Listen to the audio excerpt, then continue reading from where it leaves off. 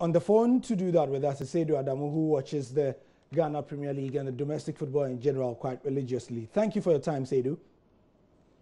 Thanks for having me, Gary. Right, so we saw matches across the country. The NC Special Cup, as they like to call it, is divided into two zones, the northern zone and the southern zone.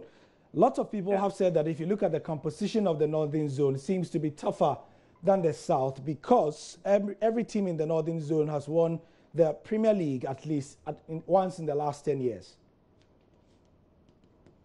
Yes, hello, Gary. Yes, can you hear me, Seydou? Yes, I didn't get your last question. Yes, I was saying that the northern zone seems to be tougher because it's had teams at least winning the Premier League once in the last 10 years. Yes. Hello.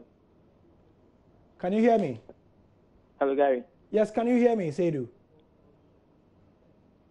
The line is a bit faint. Can you hear me, Seydou? Yes, I can hear you now. What are your general impressions of the first day of the NC Special Cup? Yes.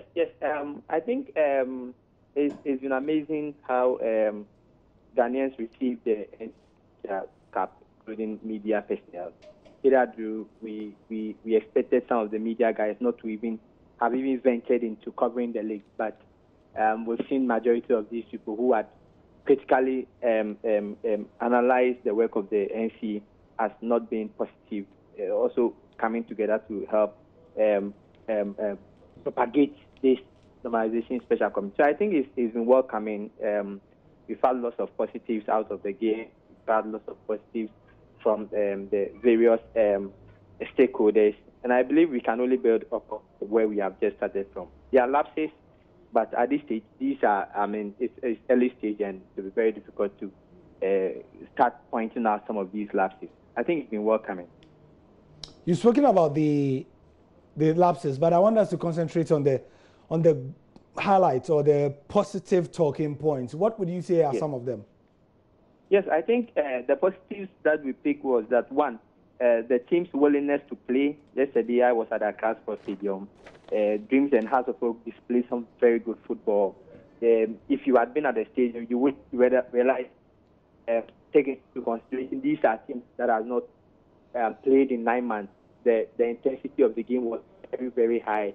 The will to win was very high. The practices of the coaches, the fans' enthusiasm, TV coverage for the first time in the history of Ghana football. We had the national television station showing 2 consecutive matches at the same time. In my lifetime, I've never seen that. In most of the times, you will see one play at 3, one play at 6. This time around, we had 2 at the same time. We had choices to watch whichever game we wanted to watch. So I think these are lots of positives we could take from most of the team very well. We had referees complaints from just 1 center out of 6.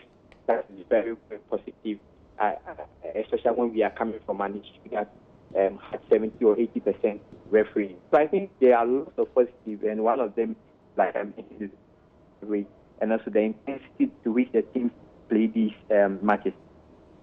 Yeah, we also saw quite a number of teams employing what you'd call attacking formations, or the way they approach the matches in a very attacking way. Considering, like you said, it's been a while since we saw competitive football, are you surprised that they are not being cautious, but they are going all out? Yes, I'm not that surprised based on my history or my experience in the Ghana Premier League. You know, the league is usually divided into 3 halves.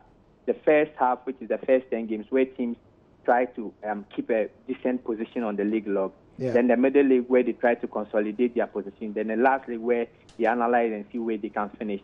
So, as usual of the Ghana Premier League, teams start on a very high note. And if you check the stats, even this is one of the seasons we've had the least number of goals scored. Last year, we had 17 goals in the first game. Last 2 years, we had 16 goals. In fact, last 3 years, we had 19 goals in the first game. This time around, we had only 11 goals. So it tells us that this time around, the intensity is even lower than we've seen in the last 3 years. I can also say, in terms of goal scoring, this time around, the attacking is a bit on the lower side as compared to 2-3 seasons ago, where we've seen more goals scored.